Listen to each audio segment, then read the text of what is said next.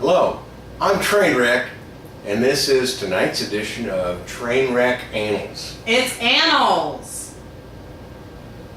Annals. Trainwreck's Annals. And tonight, this is Wednesday, June 15th, 2011. Tonight's edition we have, oh look, my skull is upside down. So I'm getting upside down skull right now. I don't know if you guys can see that or not. Yeah, there we go. Upside down skull. Am I supposed to say something? No. Have I done anything wrong yet? Am I screwing it up again yet? I don't think so, not yet. Okay. Give it 5 minutes. Oh, okay. Tonight we're here with Gary Barr, an NLP coach. He's right now he's functioning as a self-help coach for Mistress Francine, dominatrix that used to operate out in Los Angeles until she had to go on some personal development time. I guess a hiatus. I'm probably not saying this right, but I don't really care. Anyway, so I want to introduce Gary Barr. He's our as an NLP. I'm hazy on the whole thing, Gary. Is it NLP technician, coach? How do we say that? Well, the actual training is NLP practitioner. NLP practitioner. Okay, I get it. And that's the level of NLP that I'm trained to perform. Mm-hmm. NLP is so many things to so many different people. Even the creators rarely use the same explanations when people ask them what is NLP. So you find all kind of stuff on the web. NLP was created in the early 70s by Dr. Richard Bandler and his, at the time, master's candidate, Grindler, first name John, I believe, John Grindler. Sorry about that. Mr. Grindler asked a very interesting question, which may seem kind of simple, but he said, why do some people, a very few people, have great success with psychology in helping people change, whereas most people have limited or marginal results? Or none. Be kind. So what's the difference? My shot. So the difference And I do upside down skull. So the difference they found out was that there was a specific way that these folks did psychology, and Bandler and Grindler analyzed miles of Super 8 film at the time to determine all of this, and they created NLP, which is a systematic way to teach the methods used by these very successful psychologists to help people change. So it's easy for me to see from that NLP is two things. It's the study of excellence, and it's about what works. Important stuff.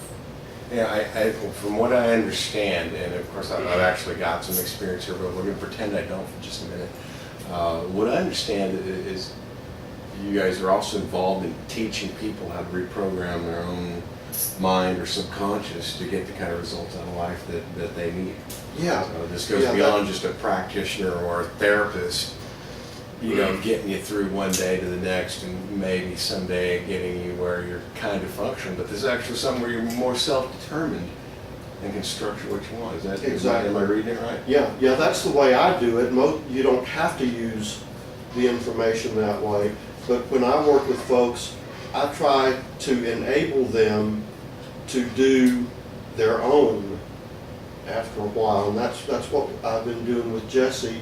Is I haven't just been trying to fix her problems and use the techniques to patch her up so that she can face life. You're talking about Jessie Francine, aka Mistress Francine from Los Angeles. Okay.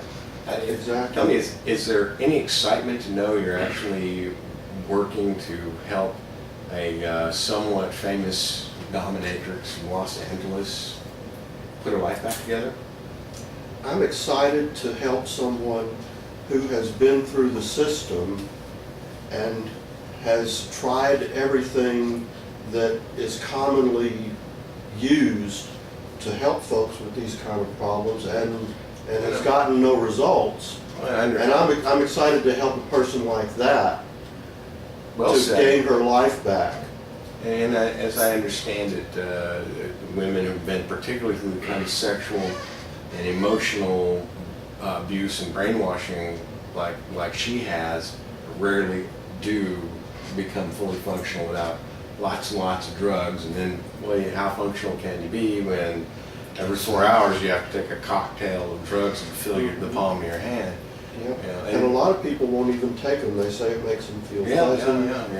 It disconnects them. Ruins their digestion.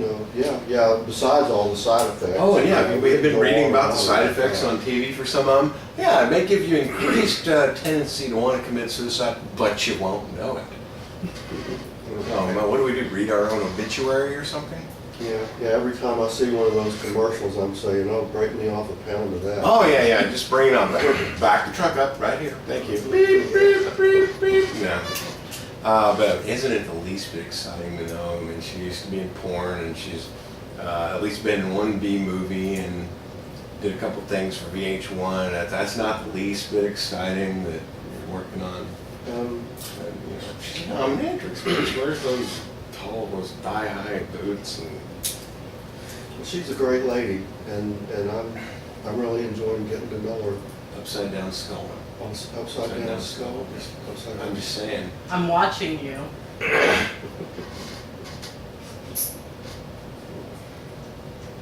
Do I have to behave? No. Only if you want sponsors. It's my show. Okay. This isn't bad. This isn't bad. I'm just trying to get my. I'm not saying anal. Well, that was the thing. I was just trying to acclimate myself to this annals situation. It's actually annals. Oh, okay. Well, I feel better because it really wasn't my thing, but I was willing to take a poke at it. When I say the word. It all comes out in the end, doesn't it? Yes, it does. Okay, bring everybody up to speed and fast forward a little bit. Mistress Francine has dealt with a lot of pain and damage caused by the child abuse she suffered when she was younger. It's been documented on socialillkill.com. Not in full detail. You'll have to read her memoirs when they come out for that. But we are doing a minor case study, and it's along with the rest of the NLP stuff. It's real. Basically, it's real stuff for real people that really work. So we're keeping the notes and actually working something up that we can then transfer to other people that have fallen through the cracks, can't be helped by anybody else.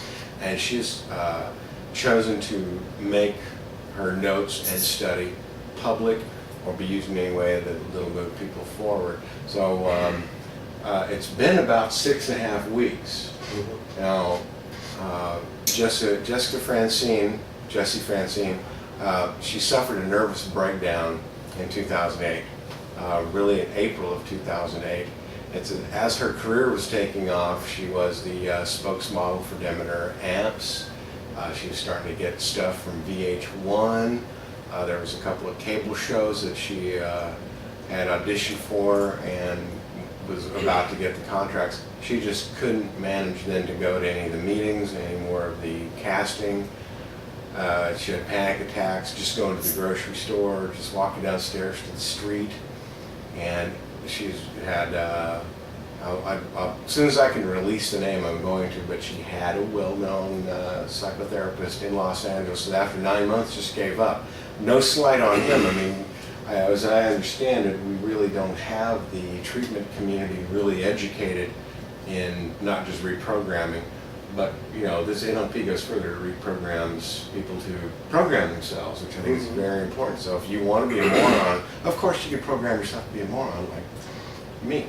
Or if you want to be somebody really productive and intelligent, unlike me, you can program yourself that way as well.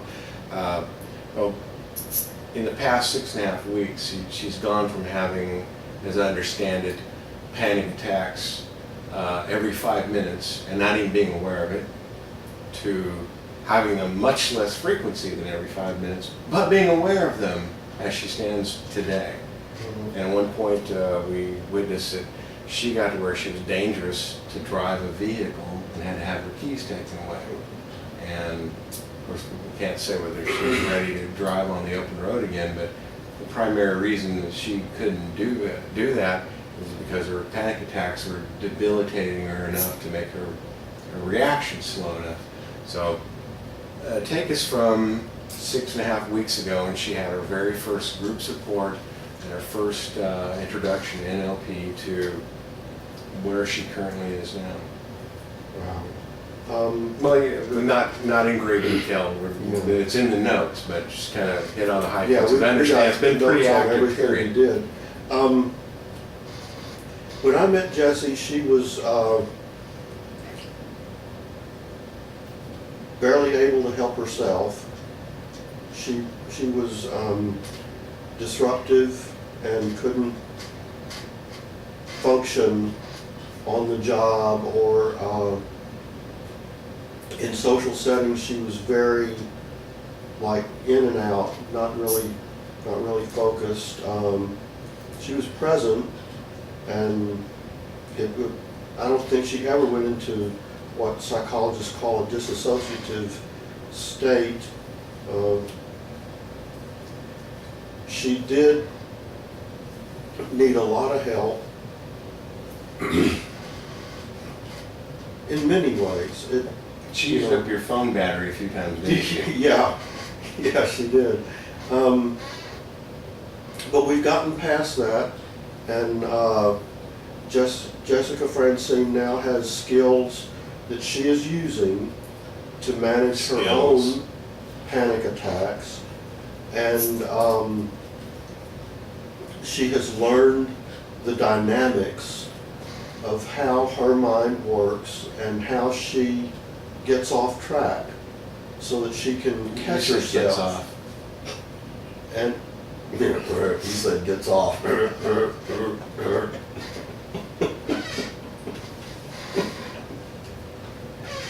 I'm sorry, but I digress.